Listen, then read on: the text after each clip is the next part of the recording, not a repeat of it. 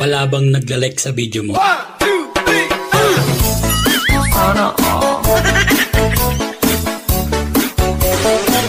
Ganyan lang gawin mo. Simple lang naman ako. Masayahin, palatawa, kalog, hindi naman kagandahan na babae. Pero bakit inggit na inggit ka?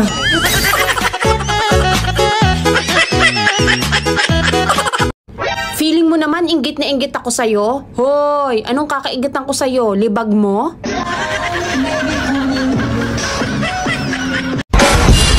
Ayoko na. Nakakasawa na mag-TikTok.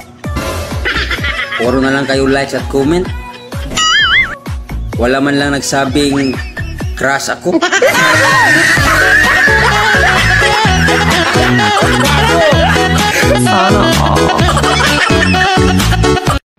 Alam mo, Bel? Ano yan, Brandy? Paglagin tayo, Ano? mag-aanak tayo ng 5. Ang dami naman. Kaya mo pa ba? Oo. Talaga? Ilan taon ka na ba? 51. Naku, O bakit? may problema. Ano?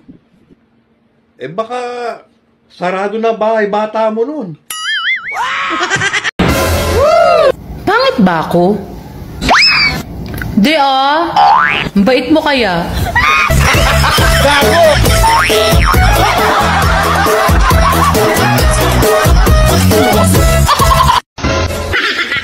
Tinatamad na ako mag-TikTok. O bakit?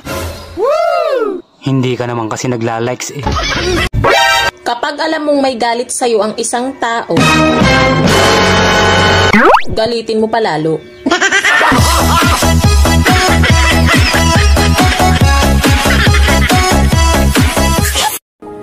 May babalikan pa ba ako? Wala. Pagkatapos mo kong ubusan ng ulam, babalik ka? Gutom na gutom ako. Magbukas ko walang ulam. Sorry.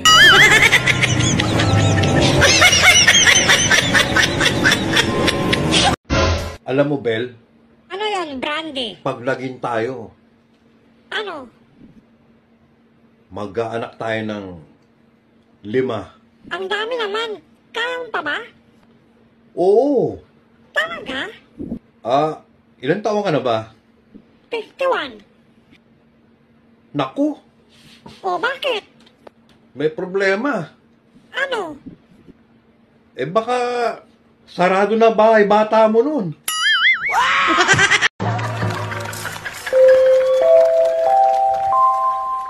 Paalala po sa mga sumasakay ng LRT. Paalala lang po sa mga sumasakay ng LRT. Kasasakay lang po ng mandurukot. Sa lahat ng ex, isa lang ang namimiss ko lagi. Extra money. Kaya wag kang assuming di ikaw yon. Ito. Simple lang naman ako. Masayahin, palatawa, kalog, hindi naman kagandahan na babae. Pero bakit inggit na inggit ka?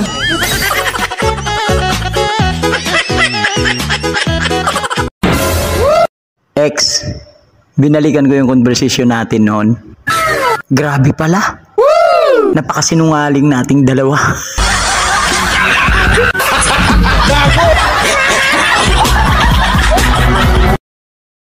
Ang ganda talaga ng ibang tao kapag gumingiti, no? Ay, oo nga, bis eh. Ikaw din, nakangiti ka na. Ganun pa din eh.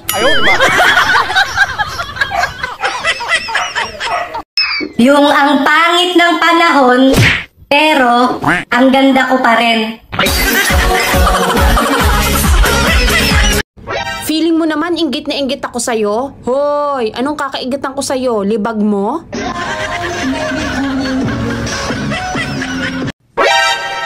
Mag-move on ka na. Ang ganda ng bago niya. Alam mo kung ano yung pinakamasakit? Aray. Bumabagal na reply mo sa akin, ha? Paano masabi? Siguro bati na kayo ng asawa mo. Hanap ka ng hanap ng forever mo. Pili ka naman ng pili ng manluloko. Sabi nila, mali daw ang magmahal ng dalawa. Kaya ayun, ginawa kong 5. Oh, ikaw pala ang bago? Yay! Mukha ka namang luma. Gago!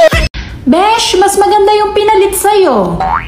Duh! Correction, hindi siya maganda. Malandi siya.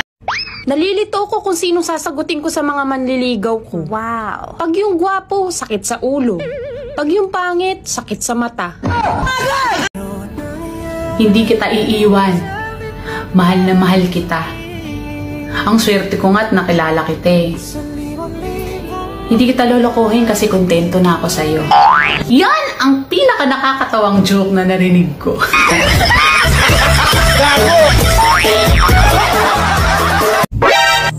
Pera. Yan yung meron sila. Nawala ako. Ako, mga agaw.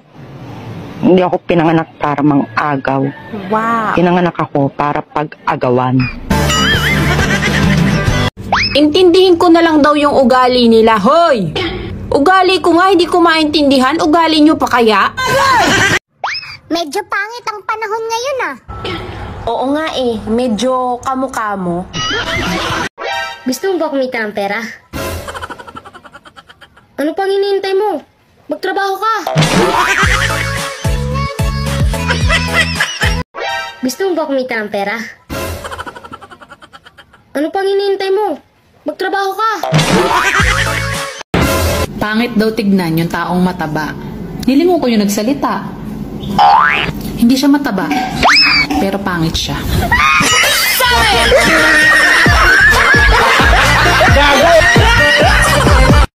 Nagulat kayo, no? Akala nyo titi ako, no? Ngongo kaya ako. Malungkot ka? Ikapin mo lang yan. I'm sure pagkaubos niyan, malungkot ka pa din. Kung si Catherine nga at Daniel na sobrang gwapo at maganda, naghiwalay pa.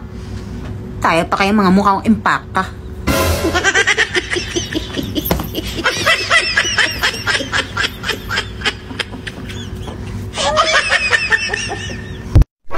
Ang tunay na maganda, nag-i-English. So,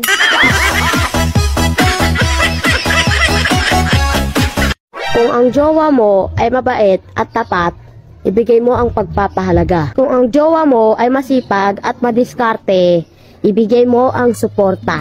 At kung ang jowa mo ay mapera at matulungin, ibigay mo ang GCash number ko.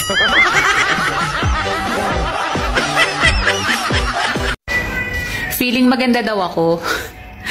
Alam ko naman na hindi ako maganda. Kaya nga naging mabait na lang ako eh. Sana ikaw rin.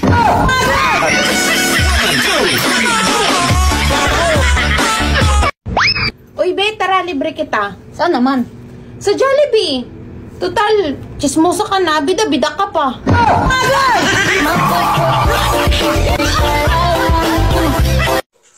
Araw-araw ka na lang late umuwi ah. May babae ka ba? Di naman nawala sa lalaki yun eh. Mas maganda yung nagsasabi ng totoo kaysa magsisinungaling sa'yo. Oo, may babae ako. Pwede ka namang umuwi sa tamang oras kahit ng babae ka. Nasabi mo lang yun kasi hindi ikaw yung lalaki. Si kumpare mo nga ang aga umuwi kahit ng babae ah. Tika, paano mo nalaman? Eh, kaming dalawa ang magkasama eh.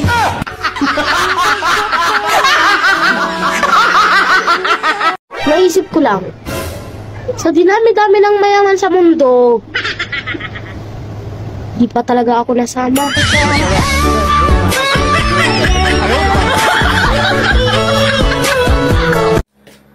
Sabi nila, pagka gusto mong mag-artista, dapat makapal ang mukha mo. Oh, narinig ko lang yan ha.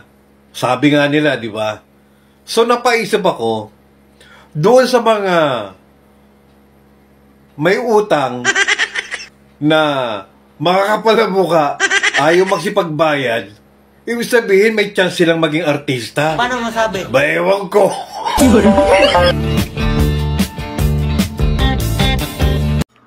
Lahat ng mahilig sa kape, karamihan, walang jowa. 1, 2, 3, Pag tumae ka, ito lang ang gamit mo. Wala kang makakuhang panghugas eh. Walang tubig. Ito ang gagawin mo. Itupi mo na nga, i-fold mo ng ganon, i-fold mo ng ganon.